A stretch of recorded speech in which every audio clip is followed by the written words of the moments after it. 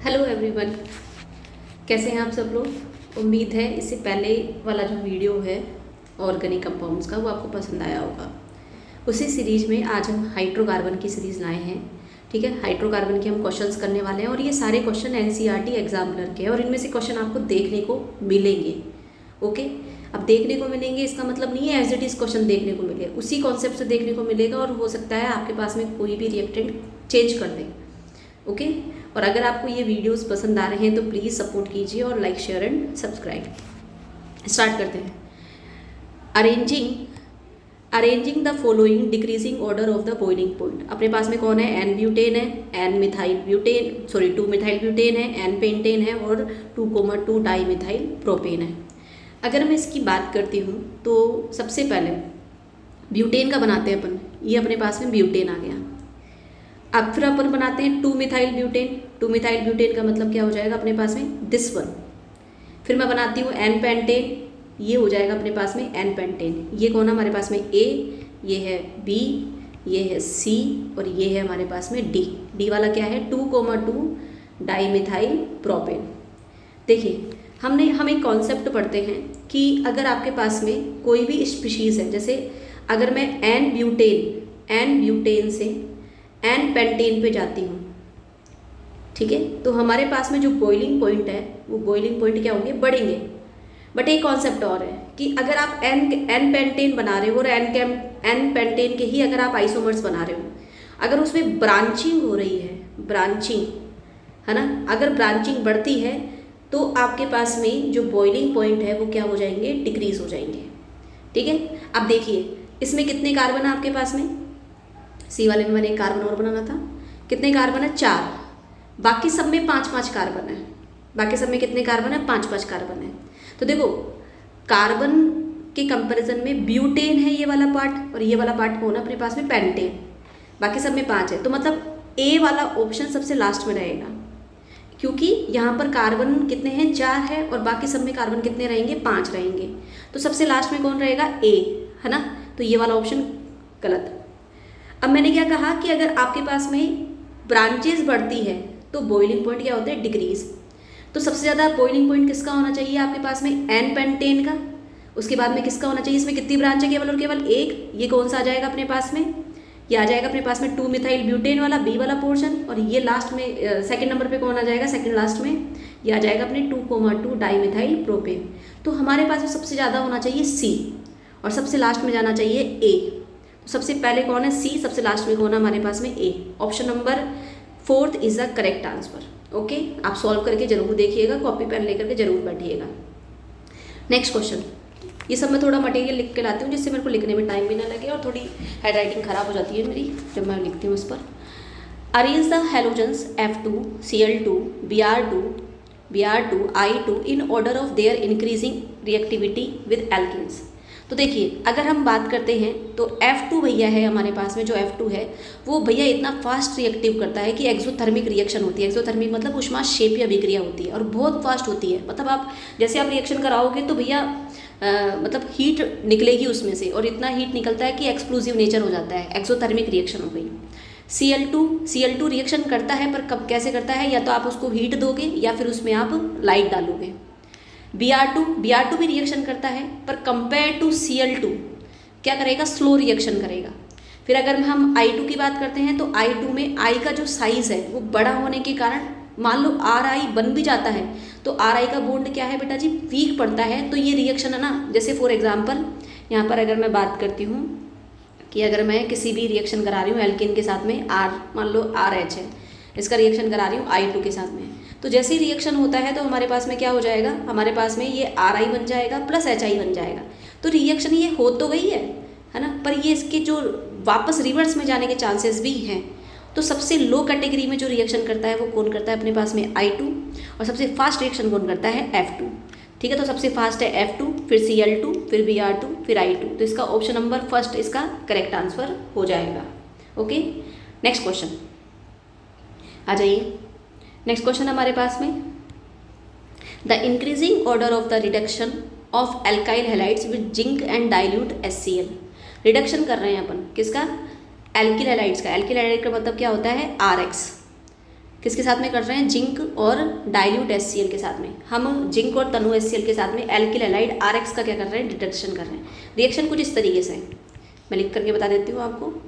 Dilute Zn और कौन है अपने पास में, डाइल्यूट HCl है। अब देखिए सॉरी हाँ डाइल्यूट HCl है।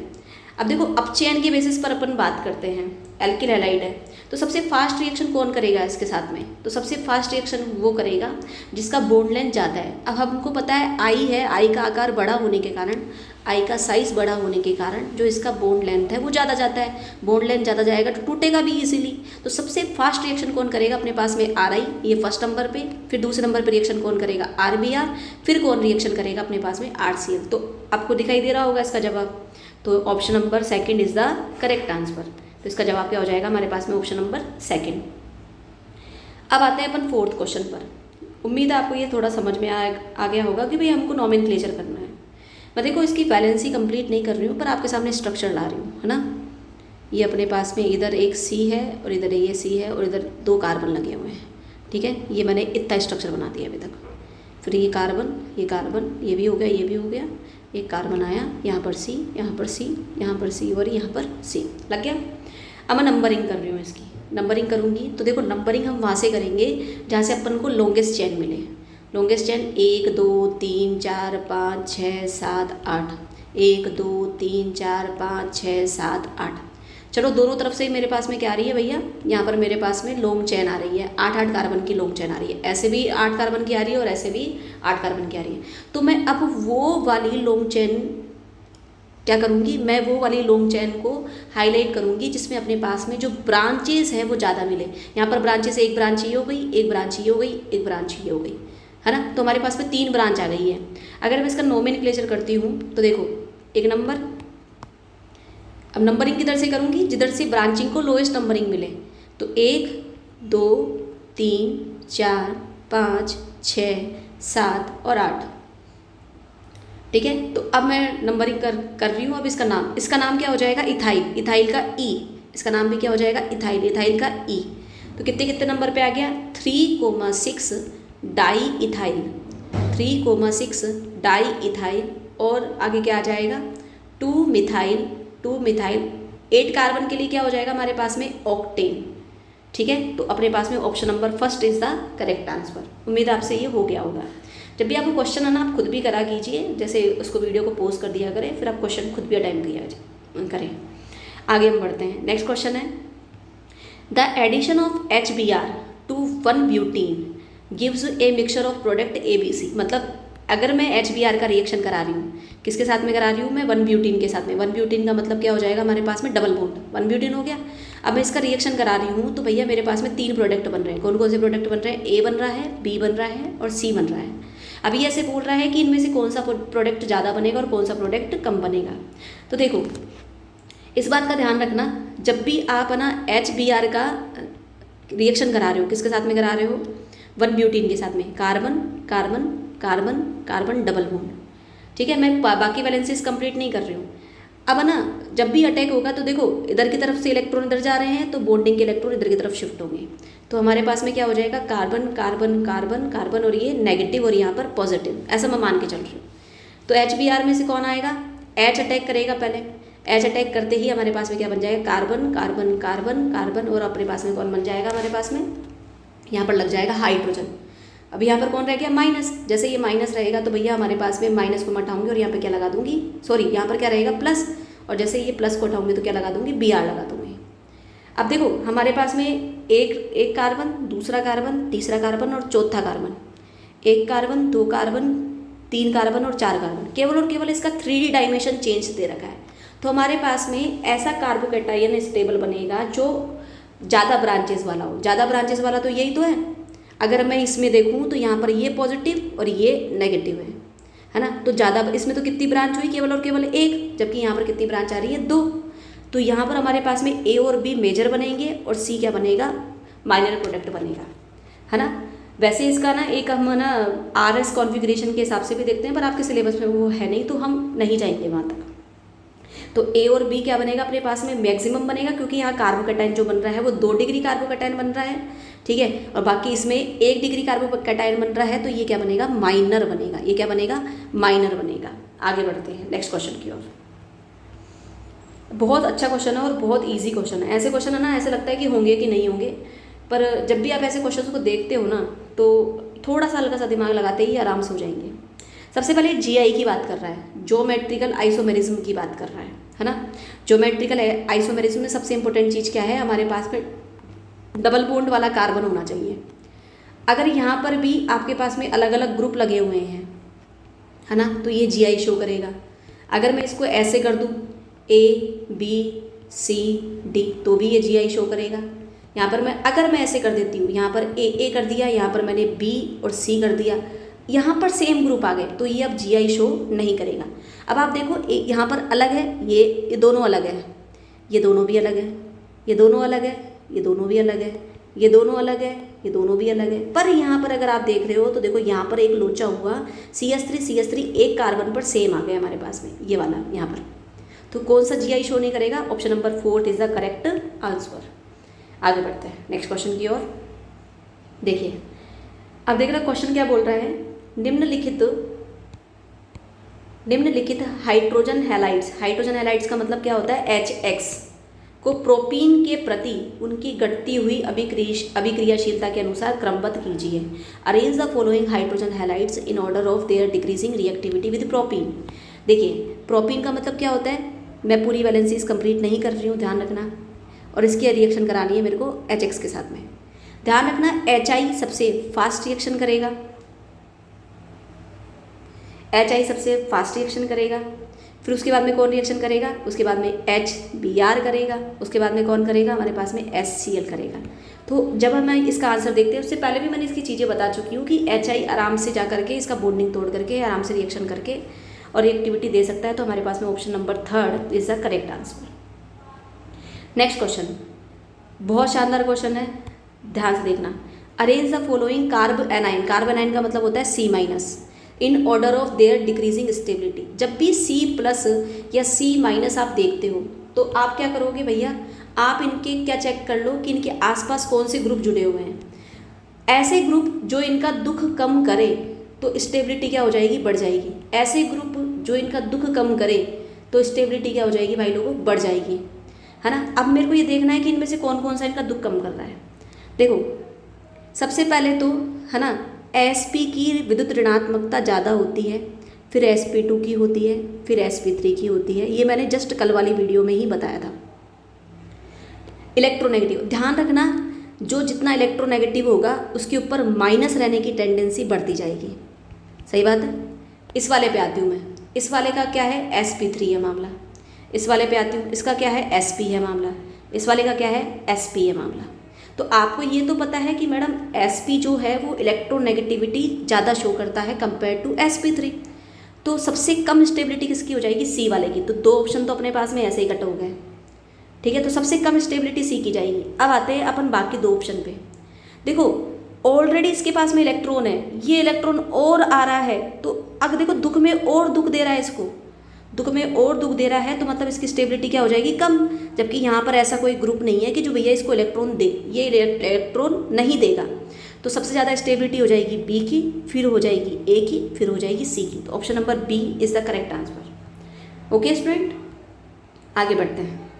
आगे ध्यान से देखना, हमारे पास में क्वेश्चन है, शानदार लाजवाब क्वेश्चन है। मेरे को पता नहीं है, NCERT एग्जामिनर के क्वेश्चन बहुत पसंद आते हैं। अच्छे खासे आप इनके क्वेश्चन निकालोगे, NCERT क्वेश्चन निकालोगे तो उससे काफ़ी हद तक सिलेक्शन हो जाता है। आगे बात करते हैं, देखना क्या बोल रहा है। Arrange the following alkyl halides in decreasing order of rate of beta elimination reaction with alcoholic KOH। निम्नलिखित एल्किल हैलाइडों को एल्कोहलिक KOH के साथ अभिक्रिया में उनके बीटा विलोपन अभिक्रिया के घटते हुए क्रम में आप उनको व्यवस्थित करना है। मैंने ना इन तीनों को इस तरीके से लिख दिया है जिससे आपको थोड़ा सा समझाने में मेरे को दिक्कत नहीं हो, ठीक है। अब थोड़ा सा ध्यान देना आप लोग, है ना। बीटा एलिमिनेशन क्या होता है कि जैसे फॉर एग्जाम्पल कि जैसे ये कार्बन है, ये कार्बन है, ये कार्बन है, और यहाँ पर ये हैलोजन है। ये हैलोजन प्लस ये तो अल्फा हो गया, ये बीटा हो गया, इस पे से हाइड्रोजन निकल जाए, this is called beta elimination. इसको ये अपन क्या बोलते हैं, बीटा एलिमिनेशन कहते हैं।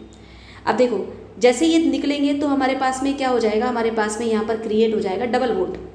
अब डबल बॉन्ड क्रिएट हो रहा है तो सेट-जेफ रूल क्या कहता है, सेट-जेफ रूल क्या कहता है कि भैया वो एल्किन, वो डबल बॉन्ड वाली एल्किन बनेगी जिसमें ब्रांच सबसे ज़्यादा है, ब्रांच वाली एल्किन सबसे ज़्यादा स्टेबिलिटी शो करेगी, और इस दुनिया में जो भी चीज़ है वो सब स्टेबिलिटी की ओर जाना चाहती है। आपको सबको पता है सेट-जेफ रूल के अकॉर्डिंग ये जाएगा। तो ध्यान से देखना, पहले तो मैं इसको बता रही हूँ, यहाँ से H निकला, यहाँ से Br निकला, देखो ये पहला कार्बन दूसरा कार्बन, यहाँ पर डबल बॉन्ड क्रिएट हो जाएगा। आपको जैसे यहाँ पर डबल बॉन्ड क्रिएट हुआ, कितनी ब्रांचेस दिखी, 1 और 2 ब्रांच दिखी, मतलब इसमें कितनी ब्रांच है, 2 ब्रांच है। यहाँ से मैं निकाल रही हूँ, यहाँ पर एक भी ब्रांच नहीं है, 0 ब्रांच है। यहाँ से मैं निकाल रही हूँ, कितनी ब्रांच आ रही है, 1 ब्रांच आ रही है। तो मतलब सबसे ज़्यादा स्टेबिलिटी किसकी होगी, A वाले की, फिर किसकी होगी, C वाले की, फिर किसकी होगी, B वाले की। तो A, C और B, A C भी कहीं दिखाई दे रहा है क्या, तो ऑप्शन नंबर 4 हमारे पास में क्या हो जाएगा, सही जवाब हो जाएगा। ओके स्टूडेंट, आगे बढ़ रहे हैं। शानदार, अगेन शानदार क्वेश्चन, वेरी वेरी लाजवाब क्वेश्चन। देखो क्वेश्चन क्या दे रखा है, which of the following reaction of methane is incomplete combustion. इस क्वेश्चन को मैं डीपली समझाऊंगी थोड़ा सा, क्योंकि इसमें 4 रिएक्शन ऑलरेडी आ रही है, प्लस इनकम्प्लीट कंबशन अगर आप देखोगे ना तो आपको देखते ही ये आंसर आ जाएगा। इनकम्प्लीट कंबशन में आपको कार्बन सॉलिड दिखाई देगा, कार्बन सॉलिड केवल एक रिएक्शन में दिखाई दे रहा है आपको, ये आ गया आंसर, जवाब तो हमारे पास ये आ गया। पर ये 2 रिएक्शन क्या है बेटा जी, ये कंट्रोल्ड मैनर में हो रही है। कंट्रोल्ड मैनर मतलब कि आपने यहाँ पर है ना कैटालाइटिक जो प्रॉपर्टीज़ है वो चेंज कर दी, और यहाँ पर जैसे आप कैटालाइटिक प्रॉपर्टी चेंज कर रहे हो तो आपका प्रोडक्ट चेंज हो रहा है। यहाँ पर क्या बन रहा है, अल्कोहल, और यहाँ पर क्या बन रहा है आपके पास में, एल्डिहाइड। तो Cu कॉपर के साथ में 5 to 3 केल्विन टेम्परेचर देने पर और 100 ATM प्रेशर लगाने पर क्या बनता है हमारे पास में, अल्कोहल बनता है। क्या बनता है, अल्कोहल बनता है। और उसी तरीके से अगर आप मोलिब्डेनम का ऑक्साइड देते हो तो हमारे पास में क्या बन जाएगा, एल्डिहाइड बन जाएगा। क्या बन जाएगा, एल्डिहाइड बन जाएगा। सही है, अब देखना, तो इसलिए अपन इसको क्या बोलते हैं, कंट्रोल्ड ऑक्सीडेशन बोलते हैं। क्या बोलते हैं, कंट्रोल्ड ऑक्सीडेशन बोलते हैं। क्या बोलते हैं, कंट्रोल्ड ऑक्सीडेशन बोलते हैं। यहाँ तक हो गया हमारे पास में। अब देखो नेक्स्ट सुनना, तो हमारे पास में जवाब तो इसका ये आ ही गया था। और देखो कंप्लीट कंबशन कभी भी दिखाई दे ना तो उसमें CO2 बनेगा और H2O बनेगा। कितना CO2 बनेगा, जितना कार्बन, कितना कार्बन है, एक CO2, और कितना हाइड्रोजन, उसका आधा क्या बनेगा, वाटर मॉलिक्यूल। कितने हाइड्रोजन थे, 4 का आधा कितना हो गया, 2 वाटर मॉलिक्यूल। बाकी बैलेंसिंग आपको आती है। कितने ऑक्सीजन है इधर, 2 ऑक्सीजन है, इधर कितने ऑक्सीजन है, 2 ऑक्सीजन है, 20 नहीं है, ये 2 ऑक्सीजन है ना। तो 2 और 2 कितने हो गए, 4, तो 4/2। आप ऐसे भी कर सकते हो, 2 से 2 कैंसिल, कितना बच जाएगा, 4 ऑक्सीजन रह जाएंगे हमारे पास में। ठीक है, आगे आ जाएगा और चीज़ें। शानदार, अगेन शानदार क्वेश्चन, मैच द फॉलोइंग, बहुत शानदार क्वेश्चन है, देखना ध्यान से। इन सब को मैं ना आपको इस थ्योरी में समझाती हूँ, इस सब थ्योरी में समझाती हूँ, सब मैं लिख करके लाई। पहली रिएक्शन क्या है आपके पास में, O3 ओजोन ZnH2O। इस जब भी O3 के साथ में रिएक्शन होती है, इस रिएक्शन को मैं बोलती हूँ ओजोनोलाइसिस, ओजोनीकरण। और जब भी हम Zn और H2O को डालते हैं तो ऑक्सीडेशन आगे फर्दर ना हो, उसको आगे ऑक्सीडेशन ना हो, उसको रोकने के लिए हम क्या डालते हैं भाई साहब, Zn + H2O डालते हैं, है ना। तो देखना, जैसे ही मैंने किसके साथ में रिएक्शन करा रहा है, ये प्रोपिन के साथ में रिएक्शन करा रहा है। देखो बहुत शानदार है, ये वेरी वेरी इंपॉर्टेंट रिएक्शन है। प्रोपिन के साथ में रिएक्शन कराएगा, ये बॉन्ड तोड़ो आप, जैसे आप ये बॉन्ड तोड़ोगे यहाँ ऑक्सीजन को आपने बैठा दिया, ठीक है। और मैंने बोला था कि भैया घर इस तरीके से तोड़ते हैं अपन, जैसे ही घर तोड़ेंगे तो इधर डबल बॉन्ड क्रिएट हो जाएगा, इधर डबल बॉन्ड क्रिएट हो जाएगा। तो देखो ये हमारे पास में क्या बन गया, एसिटाल्डिहाइड, है ना। और ये क्या बन गया हमारे पास में, फॉर्मेल्डिहाइड बन गया। तो देखो एसिटाल्डिहाइड और फॉर्मेल्डिहाइड वाला ऑप्शन ये रहा मेरे पास में, ठीक है। पहला ऑप्शन क्लियर हो गया, इसमें कौन सा जवाब आएगा हमारे पास में, ऑप्शन नंबर डी इसमें बन रहा है, ठीक है। अब आते हैं दूसरा है हमारे पास में KMnO4 के साथ में हम रिएक्शन करा रहे हैं। KMnO4 के साथ में ये क्या होता है, स्ट्रॉन्ग ऑक्सीडाइजिंग एजेंट होता है। स्ट्रॉन्ग ऑक्सीडाइजिंग एजेंट होगा तो डबल बॉन्ड जहाँ पर है वहाँ से टूटेगा, ये बना लेगा आपके पास में CO2, और ये बना लेगा आपके पास में यहाँ पर क्या हो जाएगा, COOH। तो क्या बन गया, एथेनोइक एसिड और कार्बन डाइऑक्साइड। देखो हमको दिख रहा है कहीं पर एथेनोइक एसिड, ये देखो एसिटिक एसिड, है ना। और क्या बन गया हमारे पास में, कार्बन डाइऑक्साइड मिल गया, ऑप्शन नंबर ए। अब थर्ड वाले पे आते हैं, बहुत अच्छी चीज़ है, बहुत शानदार चीज़ चल रही है ये वाली। देखना, अगर हम आगे करते हैं इस वाले में, तो ये अपन रिएक्शन करा रहे हैं। यहाँ पर जब भी है ना KMnO4, अगर KMnO4 H के साथ में आता है तब तो ये स्ट्रॉन्ग ऑक्सीडाइजिंग एजेंट के जैसे काम करेगा। और अगर KMnO4 आपके पास में बेस के साथ में आता है, बेस मतलब OH माइनस के साथ में आता है, तो ये OH देगा। क्या देगा ये? OH देगा। और OH का कौन सा एडिशन होता है? सिन एडिशन होता है। नहीं समझ में आता है तो उसको आप छोड़ दो क्योंकि आपके सिलेबस का नहीं है। तो सिन एडिशन जैसे ही होगा तो हमारे पास में एक OH यहाँ लग जाएगा और एक OH यहाँ लग जाएगा। तो हमारे पास में क्या बन गया भैया? यहाँ पर एल्कोहल बन गया, डाईऑल बन गया। क्या बन गया? डाईऑल, है ना। डाईऑल बना रही हूँ तो मेरे पास में जवाब क्या हो जाएगा? यहाँ पर देखो डाईऑल, ये रहा ई ऑप्शन हो गया। अब आते हैं वापस, आगे आते हैं हमारे पास में, आगे देखिएगा ध्यान से। अब अगर हम H2O के साथ में अम्ल उत्प्रेरित जल योजन मतलब वाटर मॉलिक्यूल का जुड़ना, एसिड मतलब H+, कैटलाइज मतलब एसिड मिक्स है उसमें, कैटलाइज हाइड्रेशन मतलब वाटर मॉलिक्यूल, जैसे ही जुड़ेगा तो भैया उस कार्बोकैटायन का फॉर्मेशन होता है जो सबसे ज़्यादा स्टेबल होता है। कौन सा कार्बोकैटायन स्टेबल है? यहाँ पर 2 डिग्री वाला। और 2 डिग्री पे जाकर के कौन जुड़ जाएगा? OH- जुड़ जाएगा। जैसे जुड़ेगा तो क्या बन जाएगा हमारे पास में? 2 डिग्री अल्कोहल बन गया, 2 डिग्री अल्कोहल। तो प्रोपेन 2-ऑल, नाम क्या हो जाएगा इसका? प्रोपेन 2-ऑल, नाम देखते हैं अपन, प्रोपेन 2-ऑल। मेरे पास में ये रहा सी ऑप्शन। आगे देखो जाकर के, जैसे आगे करते हैं हम रिएक्शन, ध्यान से देखना। देखो B2S6 है, इसको हम बोलते हैं हाइड्रोबोरेशन है ना, रिडक्शन के नाम से जानते हैं हम इसको, हाइड्रोबोरेशन रिएक्शन बोलते हैं ना। अब हाइड्रोजन मतलब हाइड्रोबोरेशन रिएक्शन के नाम से जानते हैं। तो इसमें क्या होगा? इसमें हमारे पास में एक नियम, इसको हम याद रखते हैं। इसमें जो एल्कोहल बनता है, सबसे पहले बात तो क्या बनता है? एल्कोहल। और एल्कोहल भी कैसा बनेगा? 1 डिग्री अल्कोहल बनेगा। कौन सा अल्कोहल बनेगा? 1 डिग्री। अब देखो 1 डिग्री अल्कोहल यहाँ पर हमको दिखाई दे रहा है क्या? ये देखो, ये रहा 1 डिग्री अल्कोहल, 1 ऑल, ये अपने पास में आ गया B। ठीक है, तो इस तरीके से अगर मैं बात करती हूँ तो इसमें D हो जाएगा। ठीक है, अगर मैं इसमें बात करती हूँ इसमें A हो जाएगा, इसकी बात करती हूँ तो इसमें E हो जाएगा, इसकी बात करते हैं तो अपन अपने पास में इसमें C चले जाएगा, और अगर इसमें बात करते हैं तो अपने पास में B आ जाएगा। ये अपने पास में सारे जवाब आ गए। शानदार रिएक्शन से सारी आप एक बार ना खुद से करना और उनको बार बार रिपीट करना, इनमें से आराम से क्वेश्चन मिल जाएगा ईजी वे में। देखो वापस वही कॉन्सेप्ट आ गया जो अभी मैं आपको पहले समझा करके आई हूँ कि ब्रांचिंग बढ़ती है तो बॉइलिंग पॉइंट डिक्रीज होता है ना। अगर नंबर ऑफ कार्बन बढ़ते हैं, मैं लिख देती हूँ यहाँ पर, है ना, आप लिखना इसको, नंबर ऑफ कार्बन बढ़ने से बॉइलिंग पॉइंट बढ़ता है ना। और अगर नंबर ऑफ कार्बन सेम है और अगर उसमें ब्रांचिंग आ गई है, ब्रांचिंग मतलब शाखाएं ज़्यादा आ गई है, ब्रांचिंग आ गई है, तो आपके पास में ब्रांचिंग बढ़ने से क्या हो जाएगा? बॉइलिंग पॉइंट क्या हो जाएगा भैया? आपके पास में कम हो जाएगा। अब ध्यान से देखना, ये कार्बन क्या है? 5 कार्बन वाला मामला है, हो गया 5 कार्बन। आइसोपेंटेन बनाते हैं हम, आइसोपेंटेन इस तरीके से बनाते हैं। कितने कार्बन है? अभी भी 5 कार्बन है। नियोपेंटेन कैसे बनाते हैं? This one is called neopentane, है ना। इस ग्रुप को अपन क्या बोलते हैं? इस ग्रुप को अपन बोलते हैं नियो, इस ग्रुप को अपन बोलते हैं आइसो, और लॉन्ग कार्बन की चेन को बोलते हैं, उसके आगे क्या लगाते हैं अपन? एन। ठीक है, अब मैंने क्या कहा कि अगर ब्रांचेस बढ़ते हैं तो बॉइलिंग पॉइंट क्या होगा? डिक्रीज। ब्रांच सबसे ज़्यादा किस में है? इस वाले में, 4 ब्रांचेस हैं, तो सबसे कम बॉइलिंग पॉइंट किसका होगा? इस नियोपेंटेन का। सबसे कम कौन सा जा रहा है इसमें? ये वाला। मैं लिख देती हूँ यहाँ पर, सबसे कम कौन सा जा रहा है अपने पास में? ये वाला, ए वाला, या मैं इसको ऐसे लिख देती हूँ ए। फिर आइसोपेंटेन की बात कर रही हूँ, इससे ज़्यादा कौन सा है? जस्ट ज़्यादा C, और सबसे ज़्यादा कौन सा है इसमें? B। हमारे पास में जवाब क्या हो गया? पहले वाले में B आएगा, पहले वाले में कितना आएगा? 309, सबसे ज़्यादा इसमें यही है। याद नहीं करना है इनको, ये डेटा याद नहीं करना, 302, 282 ऐसे याद नहीं करना, ये केवल आपके रीजनिंग का क्वेश्चन है। ठीक है, आगे बढ़ते हैं हम। नेक्स्ट क्वेश्चन हमारे पास में अगेन लाजवाब क्वेश्चन। मैं फिर बोल रही हूँ NCERT एग्जाम्पलर अगर आप करते हैं तो बहुत शानदार चीज़ है। आप कुछ भी नहीं पढ़ रहे हो तब भी आप NCERT एग्जाम्पलर कर रहे हो, कम से कम नहीं तो अगर आपके मान लो 50 क्वेश्चन आते हैं तो कम से कम नहीं तो 30 क्वेश्चन उसमें से ईजिली निकल जाएंगे, है ना। किसी भी एग्जाम में अगर 50 क्वेश्चन आते हैं तो मैं उसके बारे में बात कर रही हूँ। देखो ये रिएक्शन करा रहा है AlCl3 फ्रीडेल क्राफ्ट रिएक्शन है ना। कौन सी रिएक्शन है? फ्रीडेल क्राफ्ट रिएक्शन है। अब ध्यान से देखना एक बार, मैं इसका सारी रिएक्शन नीचे लिख रखी है मैंने, शानदार कॉन्सेप्ट भी आ रहा है अपने पास में यहाँ पर। देखो फ्रीडेल क्राफ्ट, जब भी हम Cl2 के साथ में रिएक्शन कराते हैं और AlCl3 जब भी रहता है तो हमारे पास में Cl+ बनता है।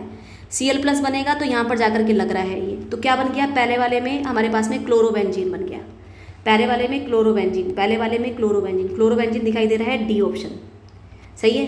दूसरा देखना, दूसरा वापस अगेन कौन सी रिएक्शन आपके पास में? फ्रीडेल क्राफ्ट रिएक्शन है। तो ये हट जाएगा और CH3 जुड़ जाएगा। कौन जुड़ जाएगा? CH3। यहाँ पर Cl+ जुड़ता है, यहाँ पर CH3+ जुड़ जाएगा। तो यहाँ पर जैसे CH3 जुड़ेगा, इसका नाम क्या हो जाएगा? टोलुइन।